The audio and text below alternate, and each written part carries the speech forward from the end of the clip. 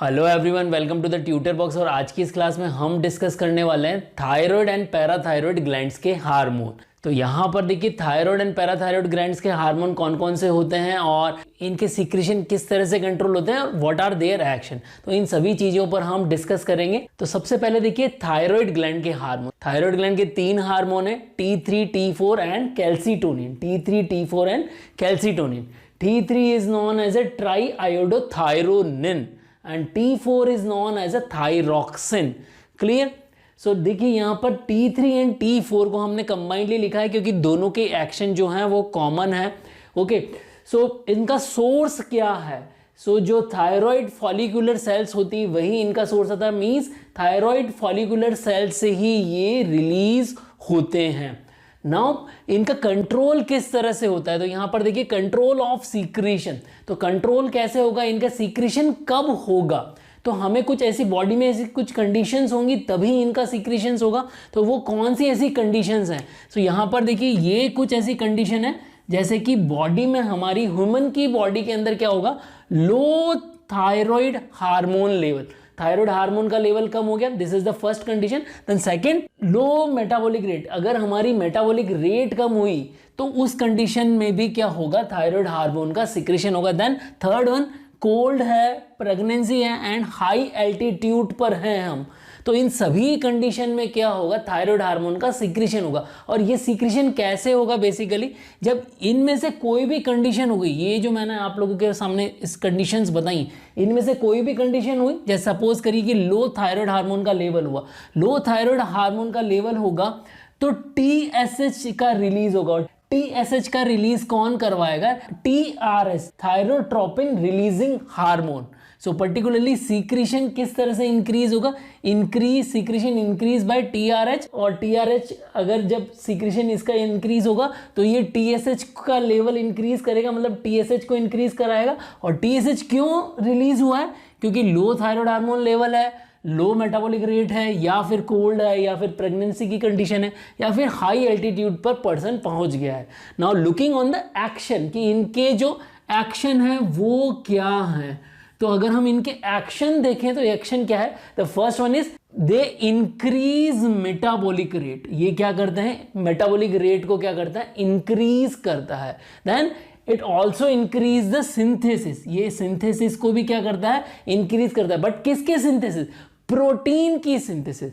Protein के synthesis को increase करेगा। Then increase use of fatty acid and glucose. Fatty acid और glucose का यूटिलाइजेशन बढ़ा देता है ताकि हम क्या कर सके? ATP को जनरेट कर सके, ATP का प्रोडक्शन बढ़ जाए। This is also a work as well as it also cause lipolysis. It also cause lipolysis. Then cholesterol का एक्सक्रीशन करता है, इंक्रीज कर देता है कोलेस्ट्रॉल का excretion. And accelerate the body growth. Body growth को एक्सेलरेट कर देगा। And development of nervous system. Development of nervous system को भी एक्सेलरेट करता है। मींस ये नर्वस सिस्टम के डेवलपमेंट पे पार्टिसिपेट करता है। तो देखिए इनमें से कुछ फंक्शन जो है किस तरह से आप याद रख सकते हैं। हमारी इनको याद रखने की ट्रिक क्या होगी? हमारी जो ट्रिक है वो देखिए, यहां पर देखिए जो ट्रिक होगी BPL की बॉडी ग्रोथ। BPL की बॉडी ग्रोथ फेल। BPL जो है below poverty line. Below poverty line जो पर्सन होते हैं पतले दुबले से होते हैं, आप लोगों को पता ही है ज्यादातर केस में। तो BPL की बॉडी ग्रोथ क्या हो गई? फेल हो गई। इस वजह से क्या हो गया? BPL जो पर्सन हो गया वो कैसा हो गया? नर्वस हो गया। वो कैसा हो गया?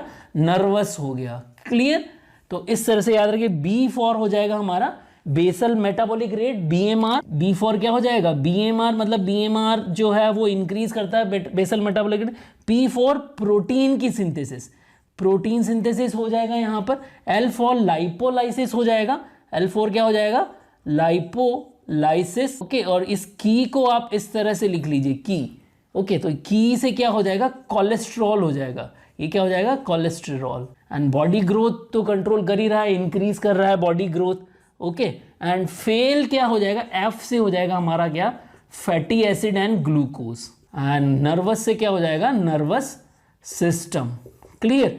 तो इस तरह से आप लोगों को इसके फंक्शन याद करने की ट्रिक समझ में आ जाएगी। अब यहाँ पर देखिए हमारे पास में calcitonin is the another hormone. Calcitonin जो है वो थायराइड ग्लैंड का हार्मोन है। और कौन सी ऐसी कंडीशन है जब वो सिक्रीट हो रहा है, तो यहाँ पर ध्यान दीजिए, high blood calcium level stimulate secretion. जब भी हमारी बॉडी में ब्लड में कैल्शियम का लेवल ज़्यादा होगा तो कैल्सीटोनिन सिक्रीट होगा, मतलब कि वो क्या करेगा, हाई जो ब्लड लेवल है उसको कम करेगा। और दूसरा क्या होगा, low blood calcium level inhibit secretion. Blood में जो है कैल्शियम लेवल अगर कम है तो कैल्सीटोनिन का सिक्रीशन कम हो जाएगा, क्योंकि वो ब्लड में कैल्शियम के लेवल को कम करता है। तो आइए देखिए वर्क क्या है, हो गया इसका, it lowers blood level of calcium, मतलब कि ये ब्लड में जो है कैल्शियम का लेवल कम करता है और फॉस्फेट का लेवल भी कम करता है by inhibiting bone resorption by osteoclast. तो यहाँ पर देखिए जो ऑस्टियोक्लास्ट सेल होती हैं वो क्या करती हैं, they involve with the calcium and phosphate. तो जो बोन रिजॉर्प्शन होता है ऑस्टियोक्लास्ट सेल से, तो उसको क्या कर देती हैं, वो इनहिबिट कर देती हैं। तो low blood level of calcium करता है ये, और फॉस्फेट का भी ब्लड लेवल जो है वो कम करता है। तो कैल्शियम और फॉस्फेट का कंट्रोल करता है अगर बॉडी में इनका लेवल हाई हो। और दूसरा क्या करता है, accelerate Uptake of calcium and phosphate into bone extra cellular matrix. तो जितना भी ब्लड के अंदर जो है कैल्शियम और फॉस्फेट का लेवल अगर हाई है तो उसको बोन के एक्स्ट्रा सेलुलर मैट्रिक्स में स्टोर करके रखता है, ठीक है। तो यहां इस तरह से क्या करेगा, कैल्सीटोनिन ब्लड में से कैल्शियम को निकालकर वो बोन की एक्स्ट्रा सेलुलर मैट्रिक्स में भेज देगा। तो इस तरह से आप लोगों को यहां पर जो है कैल्सीटोनिन का फंक्शन समझ में आ गया हो। Now look on the parathyroid hormone. Parathyroid hormone का क्या फंक्शन है वो देखिए आप। पैराथायरॉयड हार्मोन किससे रिलीज होता है, सोर्स क्या है उसका, चीफ सेल्स। पैराथायरॉयड हार्मोन का सोर्स क्या है, चीफ सेल्स। और कैल्सीटोनिन का सोर्स क्या है, पैराफॉलिक्यूलर सेल्स।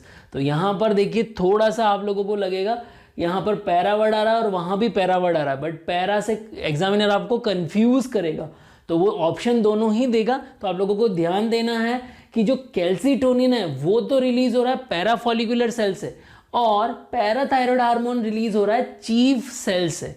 तो सी से सी नहीं मिलाना है यहाँ पर। कैल्सीटोनिन जो है वो पैराफॉलिक्यूलर सेल से रिलीज हो रहा है और पैराथायरॉयड हार्मोन चीफ सेल से रिलीज हो रहा है। ये बात याद रखने वाली है। बाय मिस्टेक मैंने भी पहले जो है चीफ सेल्स इधर लिख दिया था बाय मिस्टेक, तो उसको करेक्ट भी कर लीजिएगा।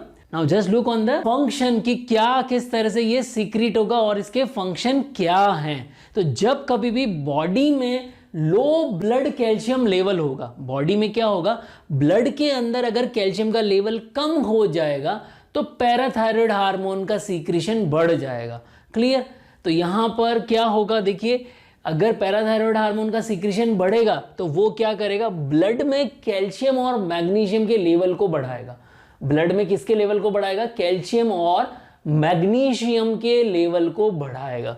क्लियर। और ब्लड में फॉस्फेट HPO4-2 के लेवल को क्या करेगा, कम करेगा, decreases the blood HPO4 level, then increases blood resorption by osteoclast. जो बोन रिजॉर्प्शन बाय ऑस्टियोक्लास्ट को क्या करेगा, वो इंक्रीज करेगा एंड कैल्शियम का रीअब्जॉर्प्शन बढ़ाएगा और HPO4 का एक्सक्रीशन बढ़ाएगा किडनी के थ्रू। इसका मतलब अगर HPO4-2 का जो एक्सक्रीशन बढ़ गया किडनी के थ्रू तो HPO4 तो बॉडी में कम हो गया, और कैल्शियम का अगर रीअब्जॉर्प्शन बढ़ गया तो बॉडी में कैल्शियम का लेवल बढ़ जाएगा। क्यों, क्योंकि जब ब्लड में कैल्शियम का लेवल कम है तभी तो पैराथायरॉयड हार्मोन सीक्रेट हुआ है, और उसका काम क्या है, बॉडी में कैल्शियम को बढ़ाना, मैग्नीशियम को बढ़ाना और फॉस्फेट को कम करना। Then promote formation of calcitriol. और कैल्सीट्रायोल क्या है, विटामिन डी की एक्टिव फॉर्म है। विटामिन डी की क्या है, एक्टिव फॉर्म है। और अगर विटामिन डी का सिंथेसिस होगा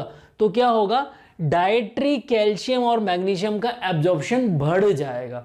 विटामिन डी अगर हमारी बॉडी में होगा तो विटामिन डी क्या करता है, कैल्शियम और मैग्नीशियम का एब्जॉर्प्शन को बढ़ा देता है। तो यहाँ पर ध्यान दीजिए, जो कैल्सीटोनिन है और जो पैराथायरॉयड हार्मोन है दोनों एक दूसरे के दुश्मन है, आप ऐसा समझ लीजिए। क्यों, क्योंकि कैल्सीटोनिन जो है वो क्या कर रहा है, ब्लड में जब कैल्शियम का लेवल बढ़ रहा है तब रिलीज हो रहा है, और पैराथायरॉयड हार्मोन जो है ब्लड में कैल्शियम का लेवल कम हो रहा है तब रिलीज हो रहा है। दोनों का ही फंक्शन अपोजिट है। अब यहाँ पैराथायरॉयड हार्मोन जो है कैल्शियम और मैग्नीशियम के एब्जॉर्प्शन को बढ़ाता है। तो इसको याद कैसे रखेंगे आप, पैराथायरॉयड हार्मोन का हम क्या ले लेंगे, पी वर्ड ले लेंगे और कैल्शियम का सी ले लेंगे और मैग्नीशियम का क्या ले लेंगे, एम ले लेंगे। तो हमारे फेवरेट सब्जेक्ट्स हो गए PCM, physics chemistry maths. So P for parathyroid hormone, C for calcium और एम फॉर